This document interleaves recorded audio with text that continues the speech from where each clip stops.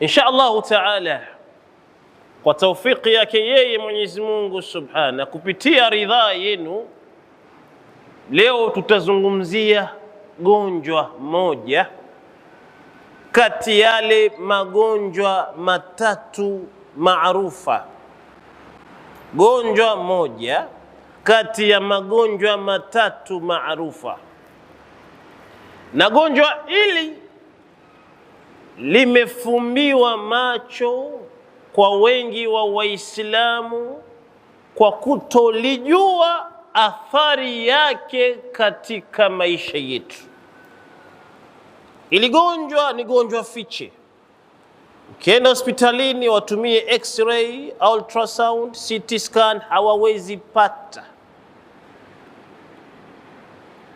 Lakini ni gonjwa ambalo kwamba linatembea kwa kasi zaidi ya umeme, na gonjwa hili limeporomosha wengi miongoni mwa Waislamu vibaya sana, na ndilo gonjwa ambalo kwamba tutalidedevua kwa upeo atakao tuafikia Mwenyezi Mungu Subhanahu. Kwa hiyo kabla hatujaliingilia gonjwa hili ala tul, ni vizuri kwanza nigusie magonjwa mawili haya bil ikhtisari, manake ndiyo maradhi yanayosumbua wengi wanaoonekaniwa Waislamu katika mujtamai wetu wa sasa. Wanakwenda India wingi, wakatoa mamilioni ya pesa kupata tiba, hawapati tiba. Wanakwenda Canada wingi, kutoa mamilioni ya pesa kupata tiba, hawapati tiba. Wanakwenda Ulaya wengi ili wende wakatibiwe, lakini hawatibiki, kwa sababu asili ya magonjwa yanayowapandisha wao ndege na kwenda kutafuta matibabu huko sipo penye matibabu yake, kwa sababu magonjwa haya ni magonjwa ambayo kwamba hakuna maabara yoyote ya kihospitali yanaweza kudetect, kudiagnose na kutibu maradhi kama haya. Radhi moja kati ya haya matatu ambayo sio mada ya leo ni radhi ambalo kwamba linasababishwa na uchawi. Uchawi maana yake wanasema ulama utib, sarfu shay'in an haqiqatihi. Uchawi ni kukibadilisha kitu kutokamana na asili yake. Wakasema tena uchawi inatumika nguvu maalum, nguvu isiyokuwa sahihi, ambayo kwamba inamfanya mtu kuwa mgonjwa, ima kupoteza akili, kuwa mwenda wazimu, ama kuparalyze upande mmoja ukapata baridi, ama akapata ndani ya tumbo lake vidude vilivyofura ambavyo kwamba hospitalini havionekaniwi, ama matatizo mingi ambayo hatuwezi kueleza katika hutuba ya leo. Uchawi.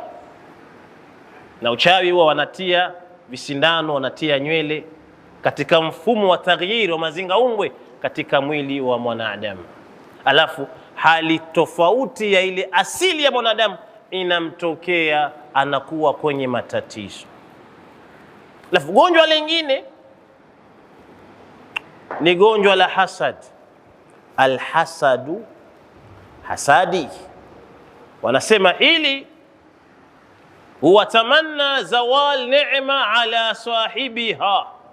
Hasad maana yake ni mtu kutamani neema ya nduguye kumuondokea, ndio maana ya hasad. Yani mwenzako mfano ana simu ni Pro Max, sijui Pro Max zile simu babu kubwa, vijana mtaa wenyewe bana uziita. Basi mwingine ana simu yake muogo, kuna simu miogo hivi, yani ukiangusha hivi kipasuka hata ushtuki moyo, una wasiwasi miogo. Sasa mwenye muogo akatamani yule mwenye Pro Max simu yake ibiwe ipotele mbali. Hasad. neema ya nduguyo ukatamani muondokee, hasadi. Kwa hiyo anayeroga anaitwa mchawi, anayehusudu anaitwa hasidi. Haya ni maradhi mabaya na yameenea mno. Lau hapa baada ya Ijumaa tutasema wangapi wamerogwa na kuhusudika hapa, sidhani kama yuko atakayeponea hapa. Alafu radhi sasa, hili la tatu ni al-ain, jicho. Laitwa jicho, lakini Waswahili wanaliita kijicho.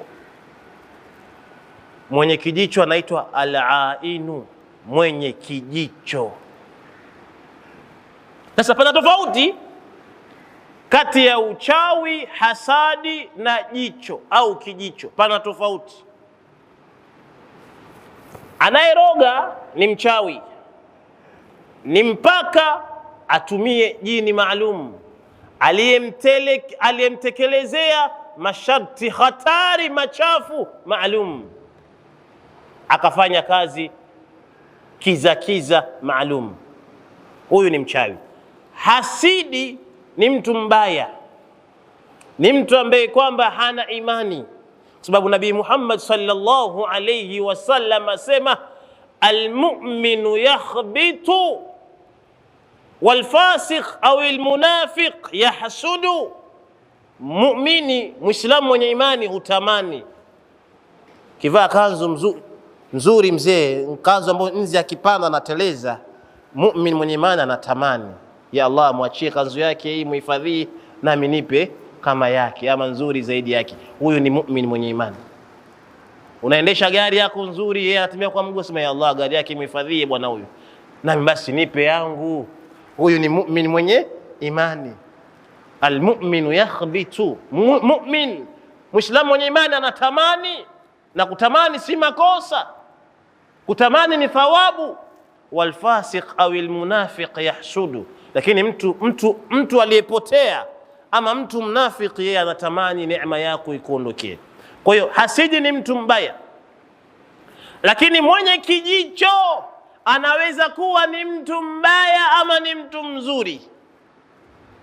Tuelewaneni hapa.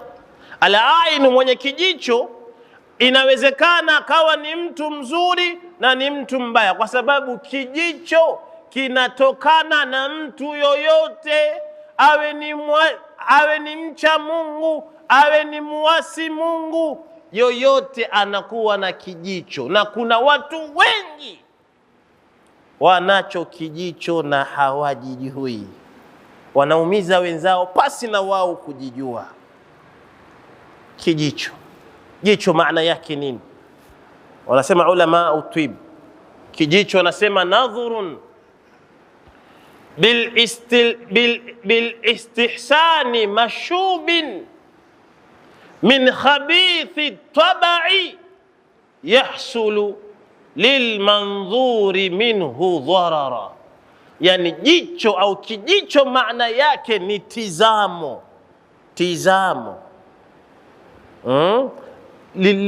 Kimadhari yake unaliona zuri, limepambika vyema, lakini ndani yake lina fiche ya hasira mbovu inayovuruga, inayompata anayetizamwa kutokamana na anayetizama dhara. Jicho, yani jicho, mtu anaweza kukitizama hivi, wewe unatembea na viatu vyako vizuri, umenunua ama shilingi 5,000 7,000, baba najua ile soli baba si mchezo baba, baba katoa wapi huyu? Mara umeenda mbele umejikungua na nini? Umejikungua na jiwe, kiatu kule papa kimeachana, wewe kule. Kijicho. Unaweza kuwa mcha Mungu, ukamwangalia mwenzako ukamwona ni mzuri wa maumbile, anapendeza, ukasema jamaa mzuri huyu, handsome boy huyu, akaanguka akapoteza fahamu. Ilitokea zama za Nabii Muhammad sallallahu alayhi wasallam. Yamenitoka majina, lakini Aswari Mbatar, Sheikh Wahid Abdul Salam Bali kaeleza masahaba hao hili. Kamtizama mwenzake, alikuwa ana nyele za kushuka vizuri hivi, ana ndevu zinatembea vizuri hivi, anapendeza madhari yake, akamtamani kwa kumtizama. Jamaa akapoteza fahamu. Jamaa masahaba wakashtuka, hii inakuwaje tena? Mbona anaanguka huyu? Amekuja na siha zake, afya yake, anacheka, anaongea vizuri, mbona kaanguka huyu? Mbio akaenda kwa Nabii Muhammad sallallahu alayhi wasallam. Mtume sallallahu alayhi wasallam akawaambia, yuko mmoja wenu kampiga jicho yule. Nani kamwangalia kwa mshangao miongoni mwenu? Tungelikuwa sisi tungelikataa. Ndio usijaribu kujifananisha na sahaba wewe, unapata madhambi. Nakwambia mimi eti mimi bana kaa sahaba mimi. Wewe kaa sahaba? Hapana jamani, twende wapole jamani. Masahaba sio level yetu, tujifananishe nao tu kuwa twawafuata nyendo zao, lakini tuseme kuwa sisi na wao level yetu sisi ni moja. Makosa ikiwa sio madhambi, makosa. Muhammadun Rasulullah walladhina ma'ahu ashiddau 'alal kuffari ruhamau bainahum tarahum ruk'an sujada yabtaghuna fadlan min Allahi wa ridwana ila akhir al-aya al-Fath. Mwenyezi Mungu Subhana anaurasimisha utume kwa Nabii Muhammad sallallahu alaihi wasallam, kuwatangazia walimwengu ya kwamba Muhammad ni mtume wa Mwenyezi Mungu, na ambao kwamba wa pamoja naye kina nani? Maswahaba. Maswahaba sio wenzetu, sio wenzetu. Wewe lao utamwangusha mwenzio na kijicho hapa, tukwambie vita vikubwa. Shekhe mimi asidi mimi, wallahi shekhe unikosea sana wewe. Hapana bana, mimi siwezi bana. Unakataa. Huwezi kubali, lao makubwa, kesi kubwa hiyo. Maswahaba wanaulizwa, nani kampiga jicho mwenziwe? Mmoja akasema mimi. Mbaba njoo, kuna kaifia ya kuoga al-ghuslu maalum, kaifia hii mpaka jamaa tuieleze hapa, ni somo lingine ile. Akaoga yale maji alioga nayo yeye, ndio akaenda akaoshwa nayo yule, akainuka. Si miujiza hii? Kainuka, aliezimia, kapigwa maji, kainuka. Kijicho hii sisi hatuwezi huku. Imam Balaa huku hatuwezi sisi, vita vikubwa. Mimi asidi mimi, kesi kubwa hiyo. Tekeana mabifu bure hapa. Masahaba tuwafikii, tuwaige tu. Jicho ndio Mtume anasema sallallahu alayhi wasallam, asema al-ainu haqqun tastanzilu al-haliqa. Jicho ni kweli, linamdondosha mpanda farasi. Jicho ndio pana hatari ya, hasa vijana wanaokuwa wa kike na wa kiume, pana hatari ya kujipost kwenye mitandao bure bilashi tu. Pana hatari. Na siku hizi wazazi wamelala, wamezembea kwenye malezi. Mtoto wa kike lipstick, mdomo kwa uchafua lipstick, kafanya sijui nini ile, kajirembua, alafu kijuso chake anakipiga picha, anakiposti kwenye mitandao. Sikia, mashallah beautiful, mashallah wavutia, yes thank you. Wanakumaliza hao. Wanashangaa haolewi. Shangaa haolewi na uzuri wake, mara anakuwa kahaba hawara. Sasa bana vipi bana, msichana mzuri huyu bana, bana hawara bana, kaolewa ndoa ya kwanza kaachwa, kaolewa ndoa ya pili kaachwa. Miskini bana ateseka, anavuta sigara huyu bana, kawa teja siku hizi. Jamani, kijicho.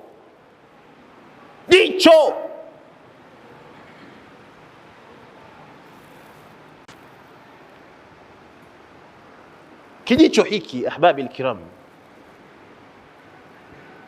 si mwanadamu peke yake anayefanya kijicho. Hapana, mpaka majini pia nao wana vijicho.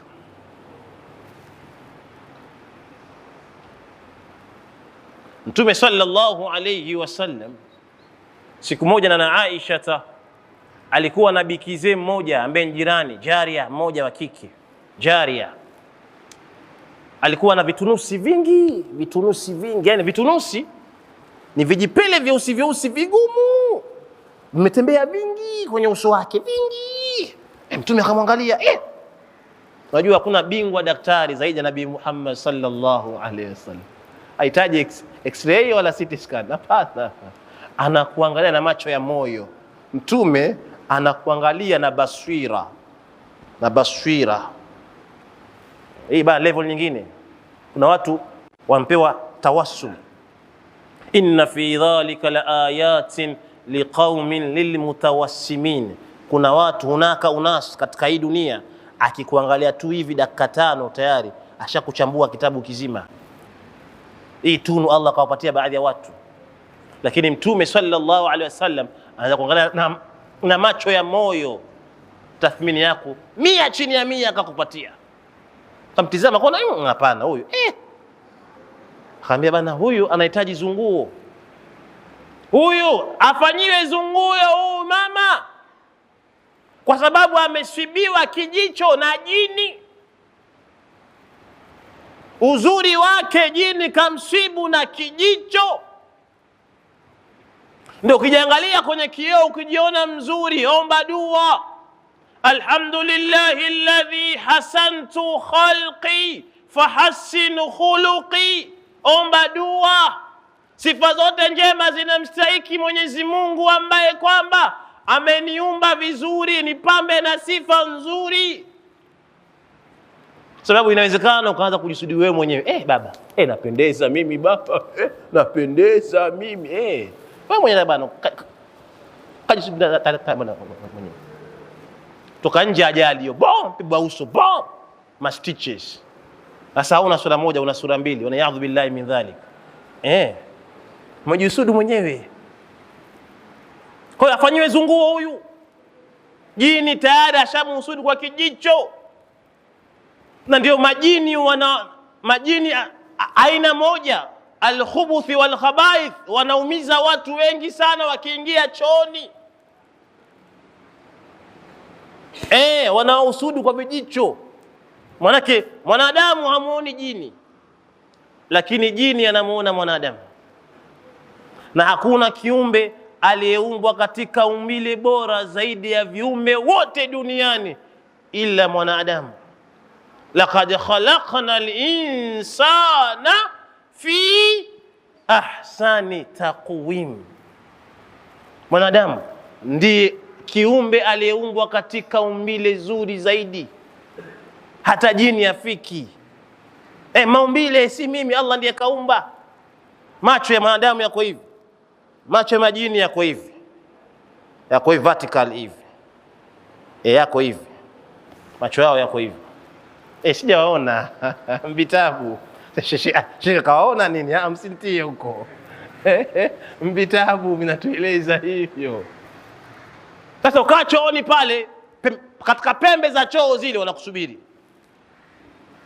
Umeingia pale bila dua, wanakuona. Unavua nguo, jamaa anabazoka huyu.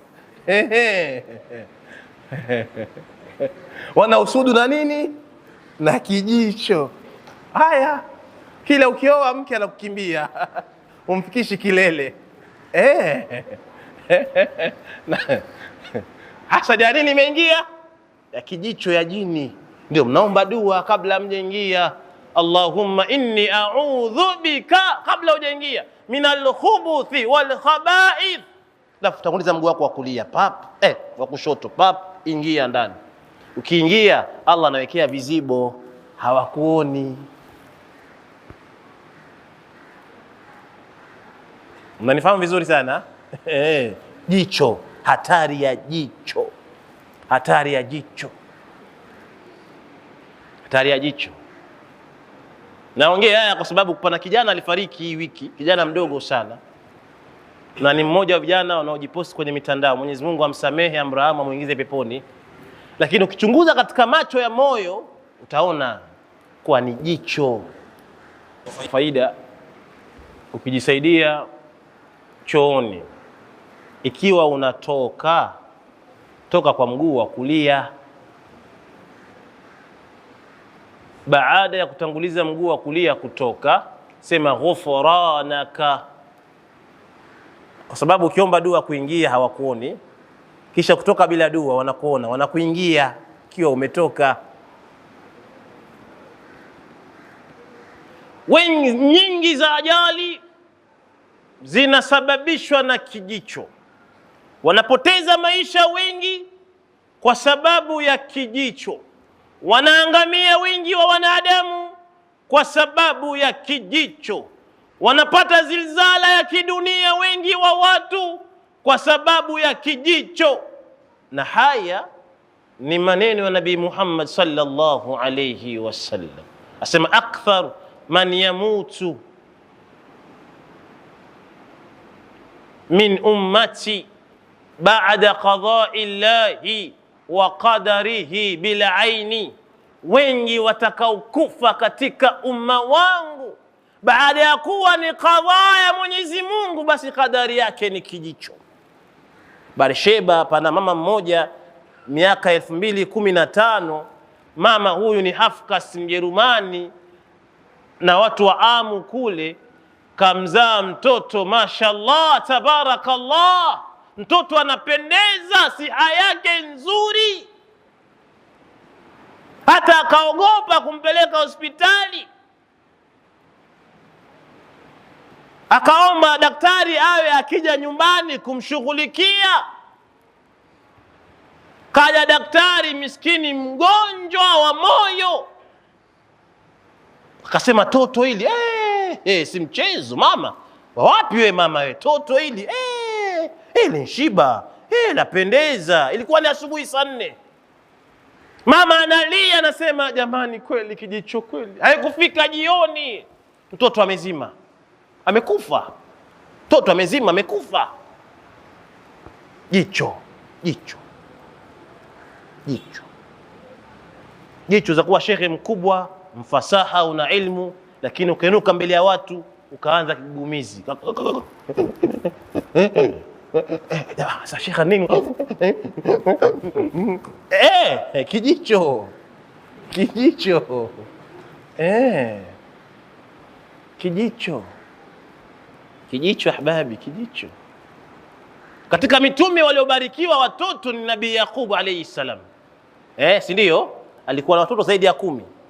Wanakwenda Misri kuchukua chakula, anachelea kijicho na yeye.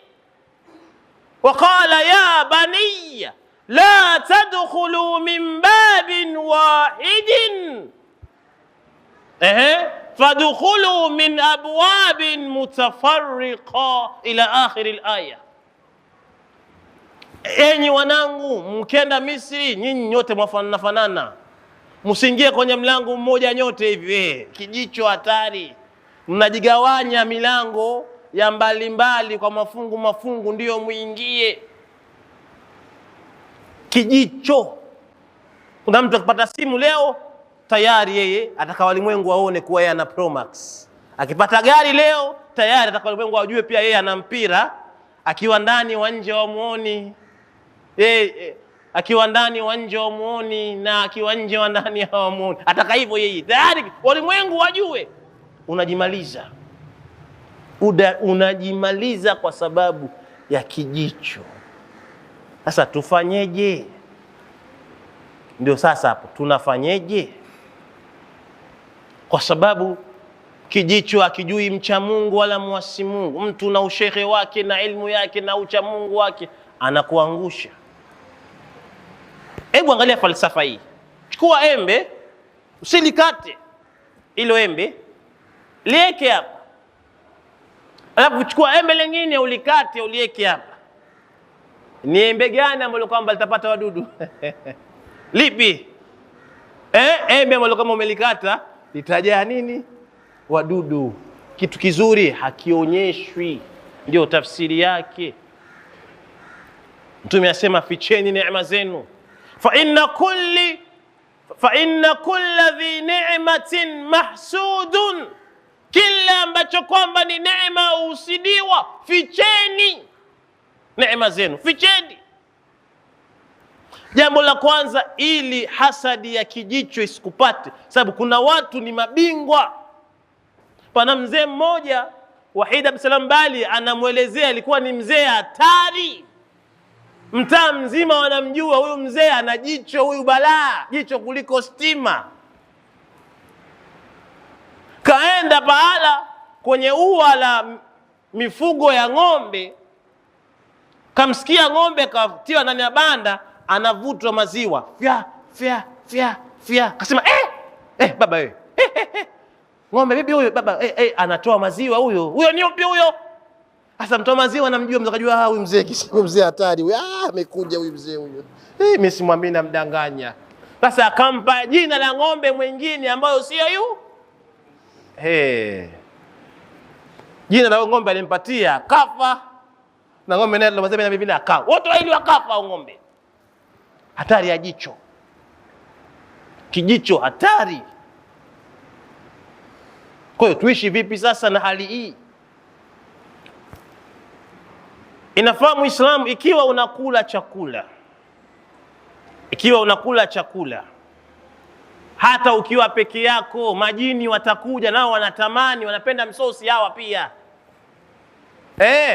Ndio maana ukila bila bismillah ushibi, sababu mnakula nyote, unakula wewe na wale majini mnakula nyote. Ukipiga tonge pia bana wanapiga tonge, ukimeza pia bana wanameza vile vile.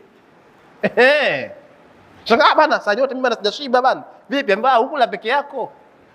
Umesaidiwa, umpata wageni ambao uko alika. Sasa unafaa useme a'udhu billahi minash shaitanir rajim, bismillahir rahmanir rahim. Sasa hapo ndio ule sasa. Bismillah wa ala barakatillah, sasa hapo ndio ule. Unakula vizuri. Kivaa kanzu yako vizuri, unasema alhamdulillahi alladhi kasani hadha bighairi hawli minni wala quwwa. Kitoka hapa unakwenda kununua fruti uende ukale biriani, Allah kubarikie. Usichukue ndizi zako kazieka hapa na maembe. Mwenyewe hata una habari tu, mwenyewe unakwenda kupiga mpunga wewe. Utaumwa na tumbo, uendeshe hapo usiku mzima wewe. Sababu watu wanaona jamaa jicho kimeona ndizi. Hii bana biriani. Hii biriani jicho imepiga nini? Kwa hiyo chukua mfuko, eka stara, ficha. Una avoid kijicho. Na wewe Muislamu unayemwangalia mwenzako ukipendezewa, unasema mashaallah. Sema hivyo, mashaallah. Hii ni hirza ya kijicho. Unamkinga mwenzako kwa idhini ya Mwenyezi Mungu asipatwe na kijicho. Kinyume na hivyo tutaangamia sote, wanayaadhu billahi min dhalik.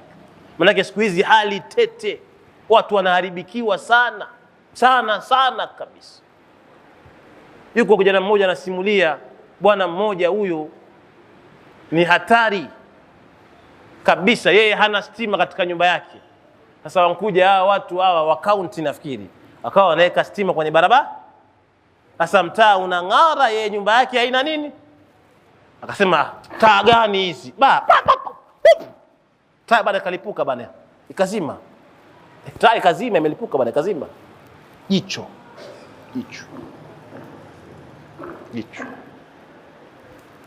Ukiwa na pesa ya kwako, kuwa msiri, utajiangamiza bure. Sina maana uishi kimaskini makosa, sababu kuna mtu ni milionea alafu anavaa ndala nyekundu hapa, alafu ndala ya blue hapa, anavaa suruali mpakupaku, shati mpakupaku katika simu yake kabambe. Vipi? Bana maskini bana, mbaya bana. Na kwa account ana milioni 100. Hayo ni madhambi ya unapata. Unapata madhambi. Sikufichi, unapata madhambi. Vaa vizuri, lakini usivae kujionyesha. Nunua gari nzuri, Lakini usinunue gari kujionyesha, usifanye hivyo. Kwa sababu ya nini? Ya kijicho. Na kijicho kinampata sana sana mtu mwenye sifa mbili. Mtu mwenye ria. Alafu mtu ambaye kwamba hajaomba hifadhi ya Mwenyezi Mungu Subhanahu. Hawa watu wawili wanapata kijicho mara moja. Jambo ukilifanya khalisatan liwajhi Allah, ni ngumu usibiwe na kijicho. Jambo ukilifanya utake hifadhi ya Mwenyezi Mungu ndio ulifanye, ni ngumu upatwe na kijicho. Lakini jambo ukilifanya ili watu wakusifu, watu wakuone kwa mbingu, wataka kuonwa wewe, unajiangamiza, unajimaliza. Jicho ahbabi, jicho. Ndio kila mara usipende unakaribisha wageni kwako. Bana hapa namuelewe vizuri hapa. Sema shekha anafukuza watu wageni wasiingie. Mimi sina maana hiyo. Sina maana hiyo. Lakini usipende kila mara watu wanaingia kwako tu kila mara. Yaani wewe hauna wakati maalum, kila mara wanaingia kwako tu. Kila mara mtu anakaa pale macho kama ya mumbu yule. Sijui ntungu, sijui mwimbu yule. Huyu vipi huyu? Flash screen hii bana. Au kuta mzima au ana wifi kisha kwa nyumba. Akitoka mara aona siafu nyumbani hawaishi. Siafu na mwagia bana maji ya moto bado anarudi wiki nzima mwezi mzima. Hawa nini? Kijicho. Watu wakiingia kwako unaomba dua. Si kwa ubaya. Hodi, karibu, naomba dua. A'udhu billahi minash shaitani rajim. Unaomba dua, unajilinda wewe, si ati yeye ni mbaya, unajilinda wewe. Karibuni. Ukiona huyu bana na maradhi ya moyo, huyu shida huyu. Mazana uko nje. Nakwambia mimi, ana mambo yake, toka wewe muone uko nje mmalizane. Lakini usimwambie kwamba wewe bana ni asidi, mtakosana. Hapo usimwambie. Unaweka hekima. Kama jambo hujalifanya usilitangaze, halitokuwa. Lifanye kwanza ndio ulitangaze. Yuko bwana mmoja ametaka kwenda kusafiri kwenda zake Saudia kufanya kazi. Mara 5 imefeli. Kabla hajaenda tipaka bana age watu kwanza. Hodi hapa mjomba basi mimi inshallah kesho kutwa nasafiri, napata kazi. Hongera mwanangu. Hodi nyanya, karibu. Basi mimi kesho kutwa nasafiri. Siku safari mfika, amna ndege. Ambaki mwaka wa kwanza, mwaka wa pili, mwaka wa 3, mwaka wa 4, mwaka wa 5. Na hakuna anempatia pole kumfariji. Hata umshiriki kabisa kwenda pote. Akapata ya 6, akaambwa